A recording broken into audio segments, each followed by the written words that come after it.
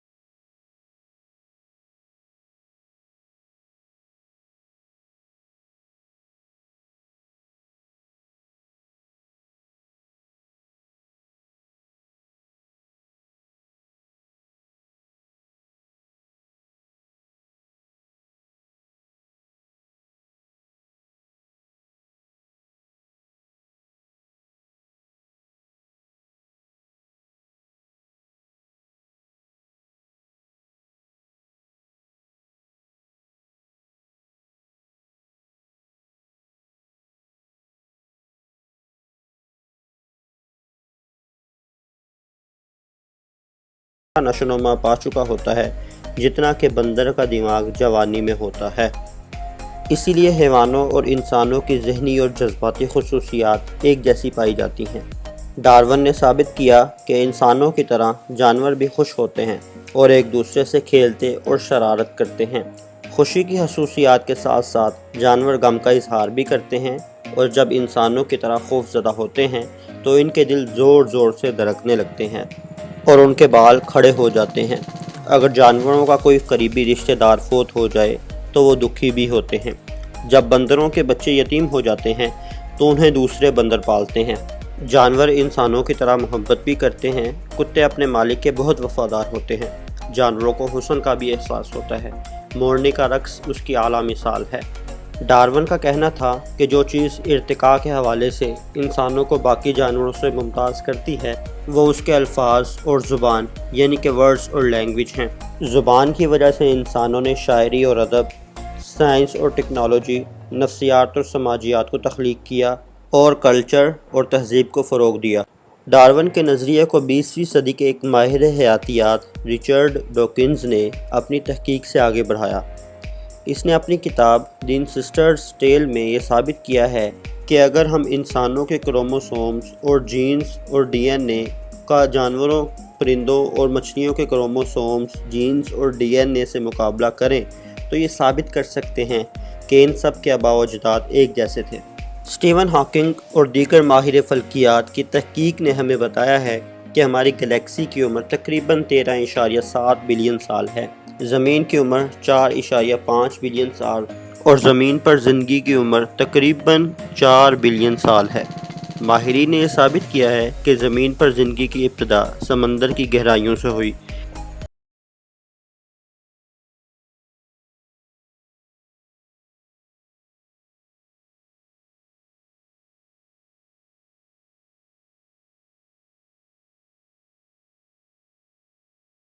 Richard Dawkins ने अपनी किताब में अपनी तहकीक से जो तफसीलात बयान की, उनके मुताबिक इंसानों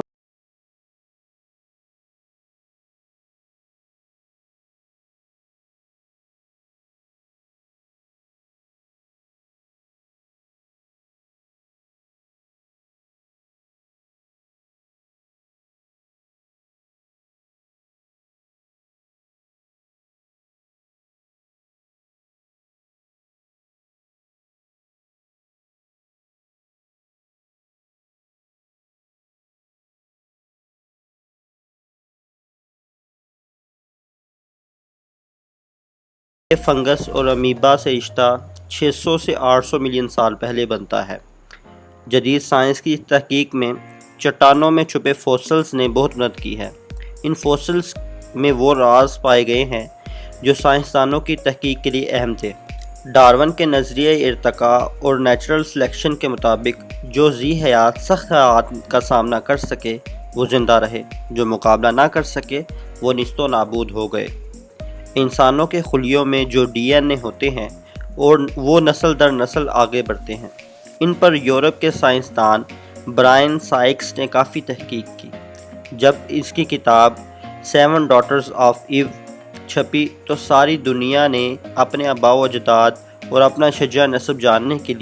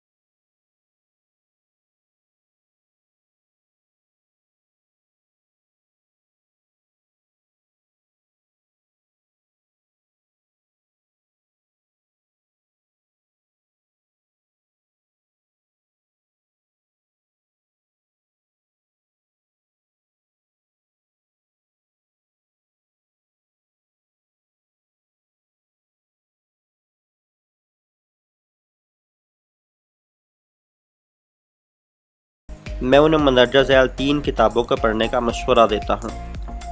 the descent of man by Charles Darwin, 7 daughters of Eve by Bryan Sykes, the ancestor tales by Richard Dawkins. मैं अपने दोस्तों को ये भी बताता हूँ कि जब मैंने एम्ब्रोलॉजी को पढ़ा तो इन